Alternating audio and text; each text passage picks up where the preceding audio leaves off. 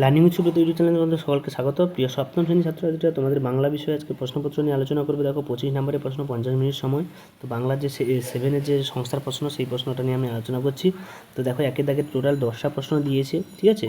তো 10টা প্রশ্নের মধ্যে কিছু ছোটো প্রশ্ন, কিছু ব্যাখ্যামূলক প্রশ্ন আছে, যেমন চিতাবাঘের ঘন্টায় কত মাইল দৌড়াতে পারে, কৃষক বুদ্ধরা ঢেকিতে কি না চায়, তাই না, মূঢ় ওরা, ব্যর্থ মনস্ক ওরা কারা, এটিপির পুরো নাম, মেঘচোর কাকে বলা হয়েছে, নোট বই কী ধরনের লেখাতে ভরা, স্মৃতিচিহ্ন কবিতাটি কোন কাব্যগ্রন্থ থেকে নেওয়া, কিষানপাড়া, নীরব কেরামত, তালে সারি কোথায় দেখা যায়, কোন কবি কোন নদীর উপর দিয়ে বোটে ভেসে চলেছেন, অসীমার চরিত্র দু চার কথা লেখো এবং ওরা ভেবেছিল মনে, ওদের কাদের কথা বলা হয়েছে, কলকাতা শহরটা কবি অপছন্দের কারণ কি, এবং সরাইখানা কী কী খাবার পাওয়া যায় সেগুলো লেখো। এবং এক কথায় প্রকাশ বলে যেখানে ইন্দ্রের হস্তি 1 নম্বরে দিয়েছে, এবং প্রবন্ধ রচনা যেখানে একটা, বাংলার উৎসব, পরিবেশ রক্ষা, ছাত্র শ্রমিকের ভূমিকা, দেশ ভ্রমণ এবং বিবেকানন্দ। তো তোমাদের যতগুলো দিয়েছে তার মধ্যে যে কোনো একটা করতে হবে। তো তোমরা এখান থেকে করো, এবং তোমাদের 7-এর সমস্ত প্রশ্নগুলো পাওয়ার জন্য চ্যানেলটিকে অবশ্যই সাবস্ক্রাইব করো। আমি প্রশ্নটা আরেকবার তোমাদের দেখাচ্ছি ছোটো করে।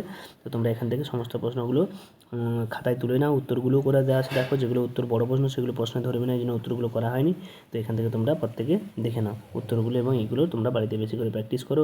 যারা চ্যানেলে নতুন, তোমরা সাবস্ক্রাইব করো। এরকম পরীক্ষা চলাকালীন সমস্ত প্রশ্নগুলো পাওয়ার জন্য তোমাদের চ্যানেলটিকে অবশ্যই ফলো করে রাখতে হবে। এই জন্য বেল আইকনটি ক্লিক করে অল নোটিফিকেশান চালু করে দাও। সকলকে ধন্যবাদ, দেখা হচ্ছে পরের ভিডিওতে।